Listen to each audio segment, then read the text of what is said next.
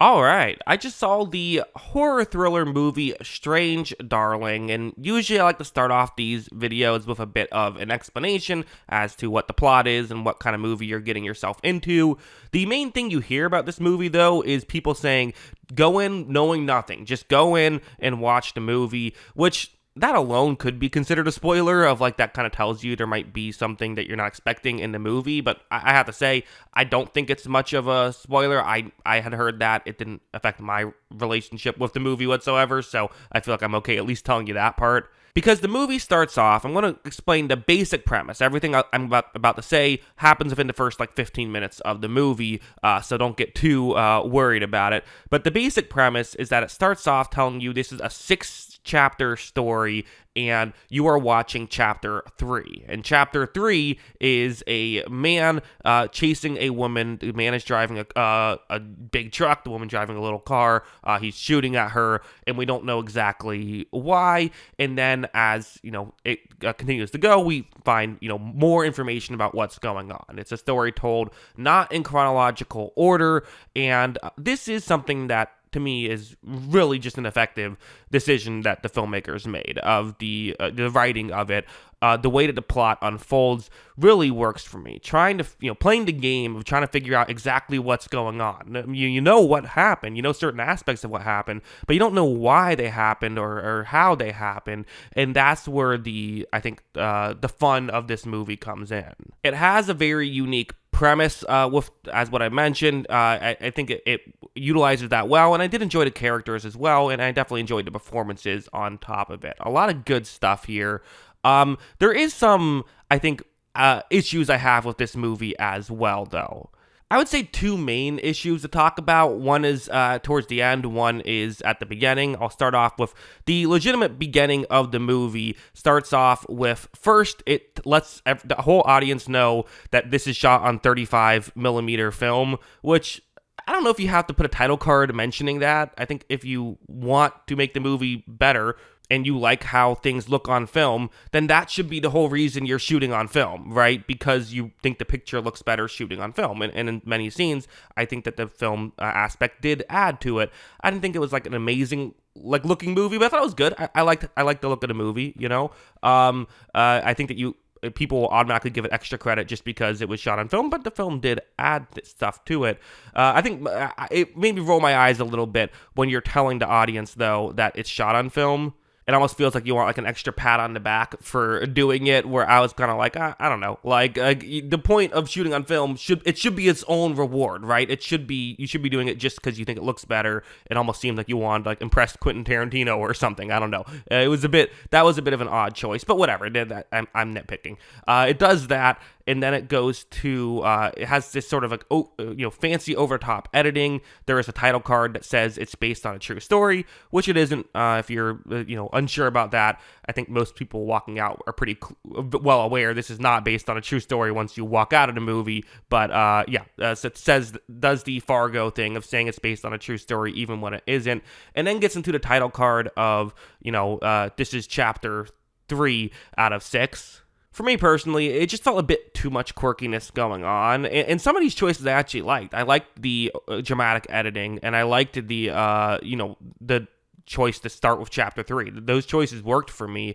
I just think that when you had the other couple of things that were already kind of like these other quirks, it makes me feel like, oh, this is a quirky movie, and it kind of just, it took me out of it at the beginning, and it took a bit for the movie to kind of win me back, I guess, and me to be like, okay, just watching the movie again, it doesn't feel like quirky anymore.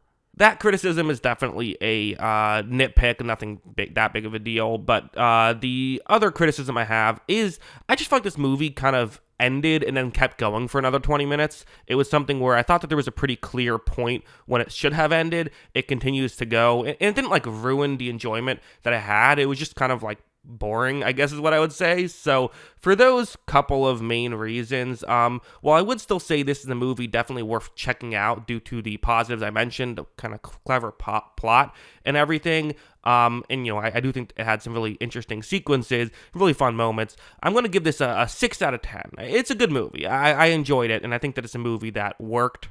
There were decent, like I said, kind of the last 20 minutes, which is an important 20 minutes in the movie, didn't really work too much for me. And there were some I don't know, things that didn't fully work for me. So some moments that didn't fully work for me due to like how unrealistic they filmed. They seemed, I should say, that kind of maybe filmed in a way where I didn't fully believe that was something that had happened, kind of thing. And I can't explain too much more unless I get into spoilers. So I'll get into spoilers now. I'll talk about what.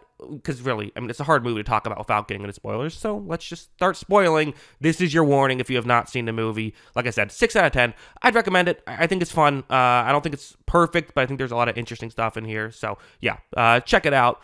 And if you've already seen it, let's get into spoilers.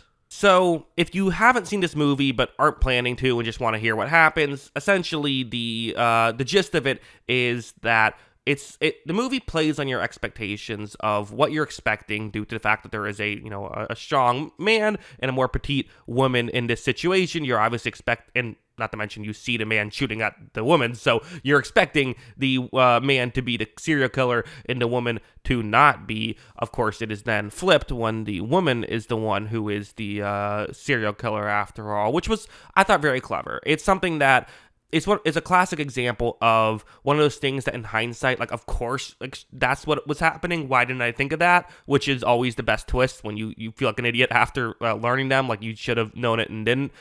It got me. It worked. Like I said, I thought that this whole that whole part of the movie really worked for me. Especially even some of the things I had complaints about earlier, like some of the dialogue, which just in general, some of the dialogue came off, I thought, kind of cheesy and over the top for me personally in a way that didn't fully work. Again, personal preference for sure, but didn't fully work for me.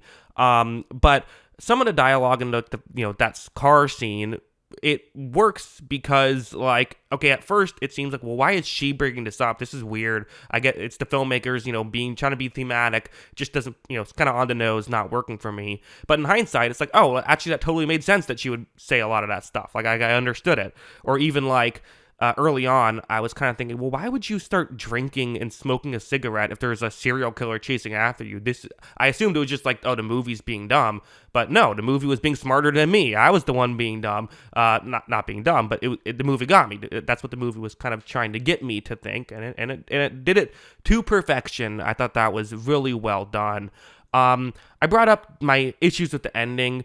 To be honest, I really once he got to the fridge, I think if they had just had a scene, I guess we're probably only like 70 minutes in, so maybe they would have had to, they would have had to pad it out somewhere to get to like I don't know, 85 minutes at least, if they cut it off there.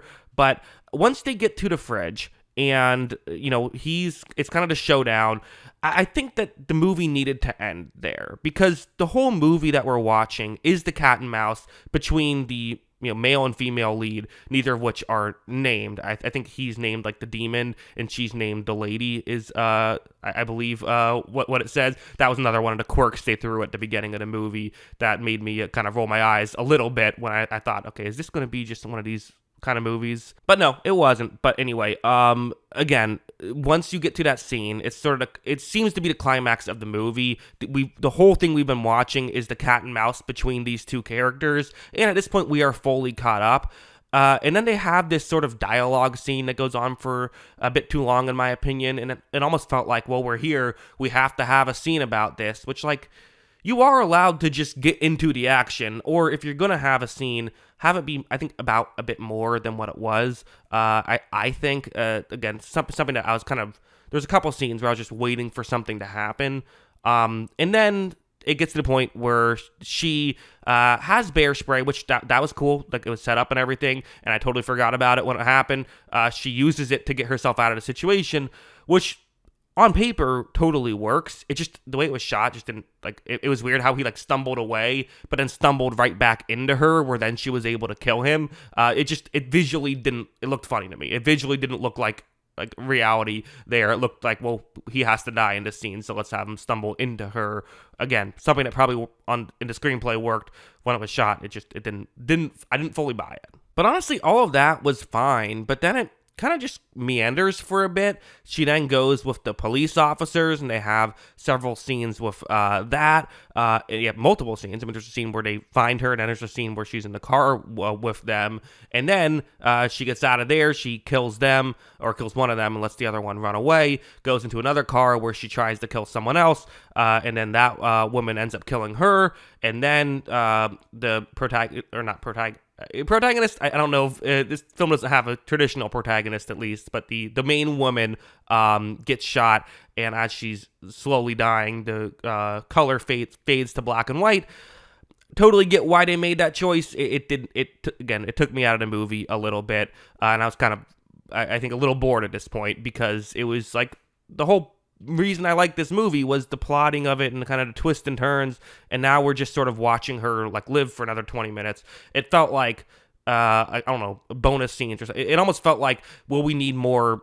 Like I feel like it's one of those things where I wonder if this wasn't a fully plotted out screenplay from the start. Like, it wasn't like, here's my outline, now I'm going to write each scene, but instead, when you write a screenplay without an outline, some of those are really good, some of those aren't so good, but it almost felt like they had the script perfect, but it was only like 70 pages, and they're like, well, we need to get another 15 pages here, so let's do this instead, which it didn't work for me. If it worked for you, cool. I wasn't as crazy about it. I think there's almost some frustration with a movie like this where I feel like it had like real potential to be like great, and instead it was just kind of good. For me, I still liked it, and I think that for the most part, if they were to have gotten rid of some of that, like, we're being crazy in the first 5 minutes kind of stuff, and then just rewritten it so that the final scene when she's handcuffed to the fridge, whatever way you want to make it, totally fine. I also have to say there were some other things, like, the fact that she was in this situation, we see she killed someone, and like they wouldn't even pat her down. Like, I'm not saying that like it was totally unrealistic for them to believe her story. Of course that they would believe her story. It was more so like they 100% would at least pat her down and see that she has a gun. Like that was just, again, one of those things that took me out of the movie.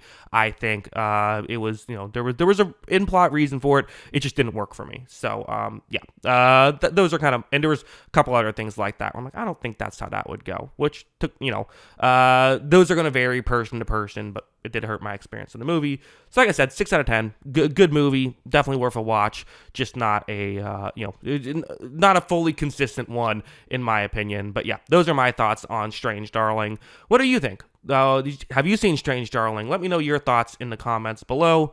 Always love hearing from you. And of course, as always, thanks for watching.